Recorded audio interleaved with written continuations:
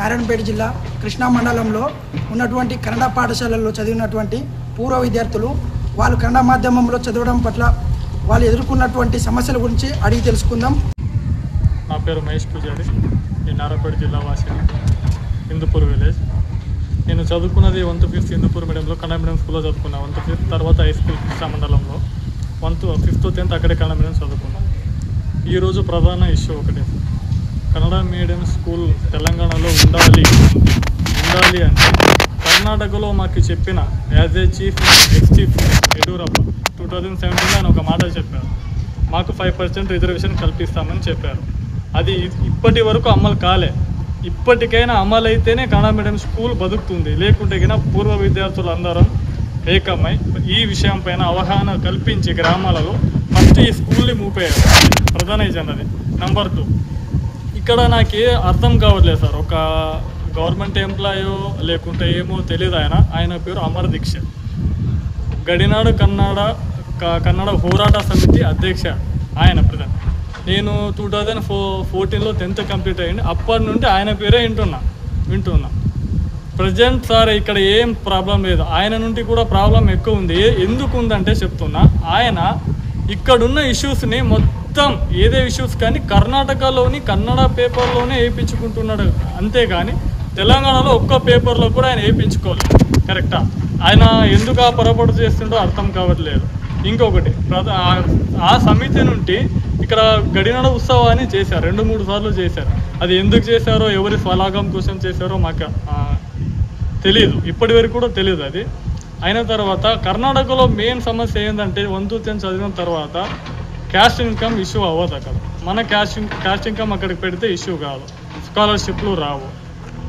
అదొకటి. ఇంకొకటి ఏమంటే, ఇక్కడ చదువుకున్న పిల్లలు ప్రతి సంవత్సరం కొన్ని 100 మంది బయటకు వస్తున్నారు. కన్నడ మీడియం విద్యార్థులు మాత్రం 100 మంది బయటకు వస్తున్నారు. నాకు 2014 అది 10th అయితే ఇప్పుడు 2025 11 years ఒక్కడు కూడా కర్ణాటకలో గవర్నమెంట్ జాబ్ కొట్టలే. అదే క్లర్క్ ఒక్కడు కూడా కొట్టలే. రీజన్ ఒకటే, అక్కడ మాకు ఎనీ కండిషన్ జనరల్లోనే రావాలి, జనరల్ మెరిట్ వస్తేనే జాబ్ వస్తుంది, లేకుంటే లేదు. అందువల్లనే అందరం స్థగితమైపోతున్నాం. చదువు పరంగా ఐక్యూ ఓకే, కాంపిటీషన్ పరంగా అవ్వట్లే, జనరలే రావాలి. నమస్తే, నా పేరు భీమశంకర్, పూర్వ విద్యార్థిని. ఇక్కడే 1th to 5th హిందూపూర్లో చదివి 6th to 10th ఇక్కడ కన్నడ మీడియం హై స్కూల్లో జెడ్పీహెచ్ హై స్కూల్లో చదివింది. ఇంకోటి 10th తర్వాత ఇక్కడ పిల్లలకి ఇంకోటి ఏమంటే, అక్కడ కర్ణాటకలో పోతే ఆ పిల్లలకి ఏమంటే ఏం చేయాలి అని కూడా అవగాహన కూడా లేదు. ఇంకోటి, ఇక్కడ టీచర్స్ కానీ ఇక్కడ ఒక పనిచేసే మొత్తం ఎంప్లాయీస్ కానీ ఇక్కడ ఆ పిల్లలు నెక్స్ట్ ఏం చేస్తుండ్రు, ఏం చదువుతుండ్రు, పిల్లలు ఏం చదివితే ఆ పిల్లలకి లాభం ఉంది అని ఎవరికి కూడా అవగాహన. ఎందుకంటే తన పిల్లల్ని అక్కను చేర్చుకుని పక్కలు చేర్చుకుని నువ్వు చేస్తే ఓహో బీఎస్సీ చేస్తే నువ్వు డాక్టర్ అవుతావు, ఓహో బీఎస్ చేస్తే నువ్వు ఇంజనీర్ అవుతావు, ఇట్లా ఆ పిల్లలకి చెప్పినట్లు మన పిల్లలకి ఎందుకు చెప్పారు? ఎందుకంటే ఇక 10 సంవత్సరాలు ఈ తర్వాత వాడు ఏం చేస్తుండే, ఇంకో పొలంలో పనిచేస్తుండే, ఇంకోటి కంపెనీలో పనిచేస్తుండే. ఎందుకంటే పిల్లలకి ఇక్కడ అవగాహన లేక ఇక్కడ కన్నడ చదివితే ఏమవుతుంది, ఇక్కడ తెలంగాణలో తెలుగు చదివితే ఏమవుతుంది, పిల్లలకి అవగాహన లేకమైతే అంటే ఇక్కడే ఆగుతుండ్రు. అంటే ఇక్కడ మిడిలే ఆ పిల్లలు అక్కడే ఆగుతుండ్రు.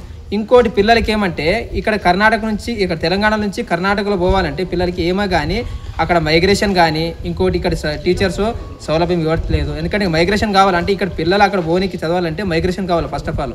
అంటే ఒక్కో పిల్లడు 3 నుంచి 4,000 మైగ్రేషన్ డబ్బులు పెట్టాలంటే ఎక్కడైతుందండి స్వామి? ఎందుకంటే ఇక్కడ పిల్లలు బీదవాడ పిల్లలు, ఎందుకంటే సర్కారు స్కూల్లో ఇక్కడ పేద పిల్లలే వస్తారు. ఎందుకంటే పిల్లలు అక్కడ హైయర్ స్కూల్ చదవాలంటే పిల్లలకి ఏం కావాలి, డబ్బులు కావాలంటే డబ్బులు కట్టని కాదు పిల్లలకి. పేద పిల్లలు ఇక్కడ వస్తారు. ఈ పిల్లలు నెక్స్ట్ పోవాలంటే ఇక్కడ గవర్నమెంట్ కాలేజ్లో చదవాలి. అందుకని ఆ పిల్లలు ఏం చేస్తారంటే మైగ్రేషన్ సర్టిఫికేట్ కావాలని వాళ్ళు అడుగుతారు. ఇక్కడ మైగ్రేషన్ సర్టిఫికేట్ కావాలి, ఎందుకు చదవాలి, మైగ్రేషన్ ఎందుకు తీసుకోవాలి మనము? ఎందుకంటే 1th to 10th కన్నడ చదివించాను, వాళ్ళకు కూడా మనకి ఎట్లా ఫెసిలిటీ ఉంటుంది మనకు కూడా అట్లా ఫెసిలిటీ ఇవ్వాలి. ఇంకోటి, ఇక్కడ చదివిన పిల్లలకి ఏమని చెప్పిండ్రు, ఉద్యోగంలో కానీ చదువుల పరంగా కానీ హయ్యర్ ఎడ్యుకేషన్ ఇస్తాము అక్కడ. తర్వాత ఇంకోటి, ఇక్కడ పిల్లలకి కూడా రిజర్వేషన్ కల్పిస్తాం. ఎందుకు దేంట్లో ఉద్యోగంలో కల్పిస్తామని చెప్పిండ్రు.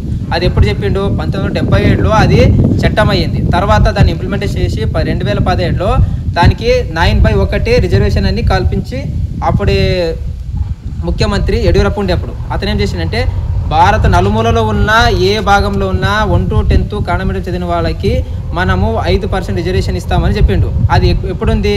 అది కాగితపరంగా అక్కడే నిలబడింది. అది ఇంతవరకు అది కాలేదు. ఇంకోటి ఇక్కడ ఏం చేస్తారంటే ప్రతి సంవత్సరం మొన్న రీసెంట్గా 2020లో 21 అయింది. ఆ 21లో అప్పుడు మనం ఇక్కడ ఏం చేసిండ్రు అంటే ఇక్కడ మన కృష్ణాలే చేసిండ్రు. అక్కడ వాళ్ళు వచ్చి ఏం చేసిండ్రు అంటే రక్షణ వేదిక కానీ అక్కడ ఉన్న పేపర్స్ మీడియాస్ కానీ మొత్తం వచ్చి ఏమని చేసిండ్రు అంటే ఇక్కడ గడినాడ ఉత్సవం అని చెప్పిండ్రు. గడినాడ ఉత్సవం అంటే అంటే ఇక్కడ అభివృద్ధి చేస్తేనే గడినాడ ఉత్సవం అంటారు. లేకపోతే ఎందుకు ఇక్కడ పిల్లలకి ఏమో సాధించారని చెప్పిండ్రు. గడినాడ ఉత్సవం చేస్తుండ్రు. ఇక్కడ పిల్లలకి జాబ్ వచ్చిందా? ఏమొచ్చింది?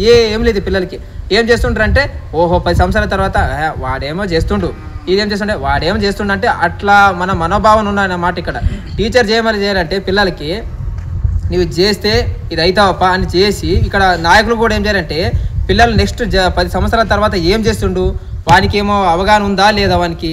ఇప్పుడు మన పిల్లల్ని ఎట్లా చేసుకుంటాం మనం అక్కలు చేర్చుకుని అది చేస్తే ఇది అవుతావు, ఇది చేస్తే అది అవుతావు. అది పిల్లలు కూడా ఇది చేయాలి. మీరు మనం చెప్తున్నా ఏమంటానంటే అది ఏమో ఇంప్లిమెంటేషన్ అవుతుంది కదా, 2010 చేసింటారు కదా. ఆ ఇంప్లిమెంటేషన్ ఉద్యోగంలో 5 రిజర్వేషన్ ఇస్తామని చెప్పింటారు కదా, అది ఇంప్లిమెంటేషన్ కంపల్సరీ కావాలా. మనకు ఒకటే కాదు, ఇప్పుడు నలుమూలలో ఉన్నాయి. కేరళలో ఉంది, తర్వాత మహారాష్ట్రలో ఉంది, తర్వాత గోవాలో ఉంది, ఇక్కడ ఆంధ్రప్రదేశ్లో ఉంది. ఇక్కడ నలుమూలలో ఉన్నాయి కదా. ఈ పిల్లలకి మొత్తం కాణమని చదువుతుండ్రు. వాళ్ళకి అవగాహన ఉందో లేదో కానీ మనకైతే మనం చేస్తున్నామంటే ఇది అంటే అందరి పిల్లలకి ఇది రీచ్ కావాలి, అందరికీ ఉపయోగం కావాలంటే మనం చేస్తున్నామంటే ఇప్పుడు ఇది పూర్వ విద్యార్థుల గురించి మనం అందరం మొత్తం ఇది చేస్తున్నాం, పోరాటం చేస్తున్నాం. ఈ పోరాటము ఎందుకు ఇప్పుడు ఇక్కడ రేవంత్ రెడ్డి కానీ ఇక్కడ మన సిద్ధరామయ్య కానీ వాళ్ళకు కూడా ఈ రీచ్ కావాలా. రీచ్ కాస్తే ఏమంటే ఇక్కడ పిల్లలు బాధపడుతున్న పిల్లలు మొత్తం పూర్వ విద్యార్థులు వాళ్ళ ఆవేదన వాళ్ళకి తెలవాలి. ఎందుకంటే ఇక్కడ కన్నడ చదివి ఇక్కడ తెలంగాణ లేక ఇక్కడ కర్ణాటక లేక మధ్యలో ఈ పిల్లలు ఏమైందంటే సఫర్ అవుతుండ్రు.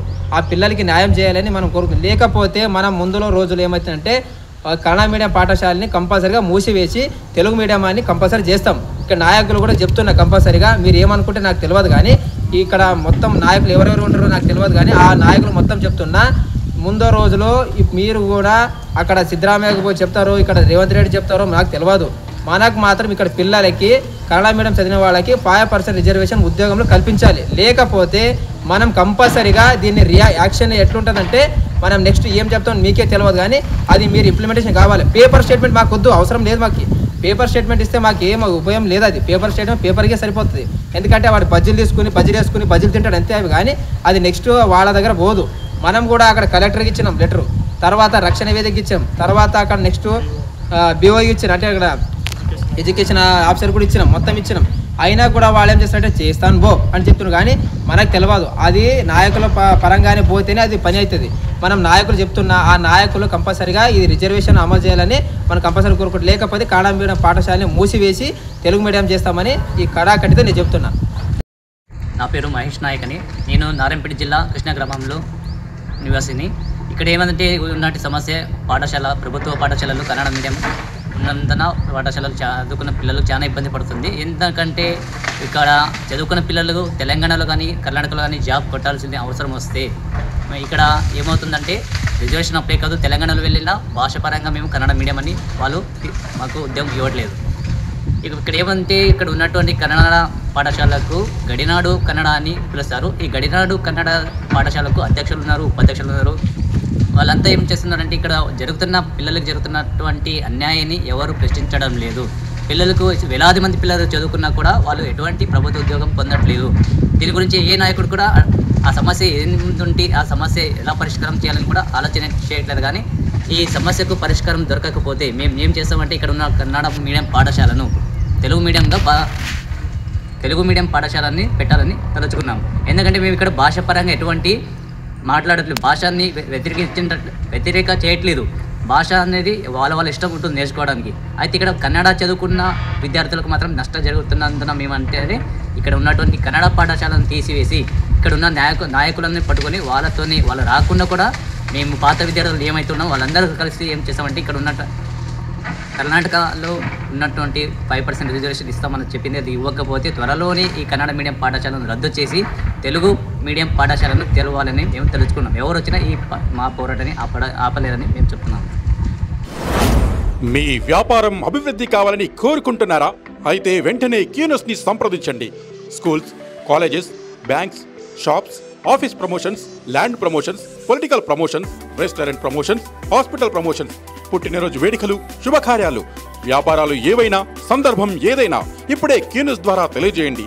మీ వ్యాపారాన్ని అభివృద్ధి చేసుకోండి.